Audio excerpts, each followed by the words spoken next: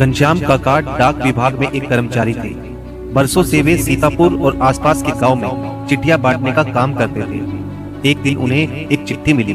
पता सीतापुर के करीब का ही था, लेकिन आज से पहले उन्होंने उस पते पर कोई चिट्ठी नहीं पहुंचाई थी। हर रोज की तरह आज भी उन्होंने अपना बैग उठाया और चिट्ठियां बांटने निकल पड़ी। सारी चिट्ठियां बांटने के बाद वे उस नए पते की ओर बढ़ने लगे। दरवाजे पर पहुंचकर उन्होंने आवाज दी, पोस्टमैन।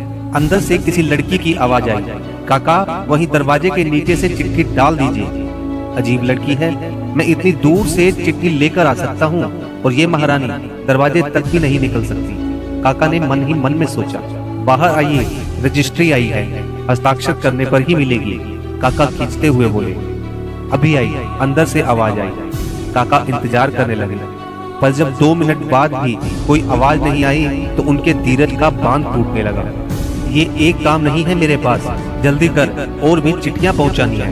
और ऐसा कहकर काका दरवाजा जोर जोर से पीटने लगे। कुछ देर बाद दरवाजा खुला। सामने का दृश्य देखकर काका चौंक गए। एक 12-13 साल की लड़की थी, जिसके दोनों पैर कटे हुए थे, लेकिन अब उन्हें अपनी अधीरता पर शर्मिंदगी हो रही थी। लड़की बोली, क्षमा कीजिएगा, मैंने आने में देर लगा दी।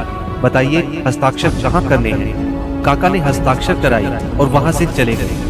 इस घटना के 8-10 दिन बाद काका को फिर उसी पते की चिट्ठी मिली। इस बार भी सब जगह चिट्ठियां पहुंचाने के बाद वे उस घर के सामने पहुंचे। चिट्ठी आई है, हस्ताक्षर की भी जरूरत नहीं है, नीचे से डाल दूं? काका बोले, नहीं नहीं रुकिए, मैं अभी आई। लड़की भीतर से चिल्लाई। कुछ देर बाद दरवाजा खुला। लड़की के हाथ में गिफ्ट पैकिंग किया हुआ एक डिब्बा था। काका लाइए मेरी चिट्ठी और लीजिए अपना तोहफा। लड़की मुस्कुराते हुए बोली, इसकी क्या जरूरत है बेटा? काका संकोच से उपहार लेते हुए बोले। लड़की बोली, बस ऐसे ही काका, आप इसे ले जाइए और घर जाकर ही खोलिएगा। काका डिब्बा लेकर घर की ओर बढ़ चले। उन्हें समझ नहीं आ रहा था कि डिब्बे में क्या होगा। घर पहुंचते ही उन्होंने डिब्बा खोला और तोहफा देखते ही उनकी आंखों से आंसू टपकने लगे। डिब्बे में एक जोड़ी चप्पलें थी। काका फटी हुई चप्पलें पहने ही चिट्ठियां बांटा करते थे, लेकिन आज तक किसी ने इस ओर ध्यान नहीं दिया था। ये उनके जीवन का सबसे कीमती तोहफा था। काका चप्पलें कलेजे से लगाकर रोने लगे। उनके मन में बार बार एक ही विचार आ रहा था, बच्ची ने उन्हें चप्पलें तो दे दी, पर वे उसे पैर कहां से लाकर देंगे? दोस्तों, संवेदनशीलता मनुष्य का एक बहुत बड़ा मानवीय गुण है।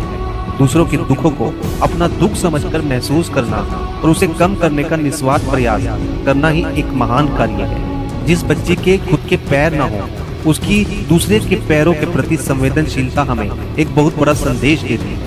आइए हम भी अपने समाज, अपने आस पड़ोस, अपने यार मित्रों और अजनबियों सभी के प्रति संवेदनशील बने। आइए हम भी किसी के नंगे पांव की चप्पलें बने और दुख से भरी इस दुनिया में कुछ खुशियां फैलाए।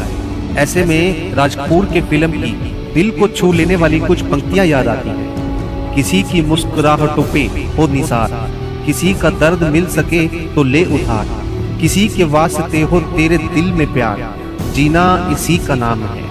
दोस्तों, अगर वीडियो पसंद आई तो वीडियो को लाइक शेयर जरूर करिए, और अगर हमारे चैनल पर नए हैं तो हमारे चैनल को सब्सक्राइब भी जरूर करें। धन्यवाद।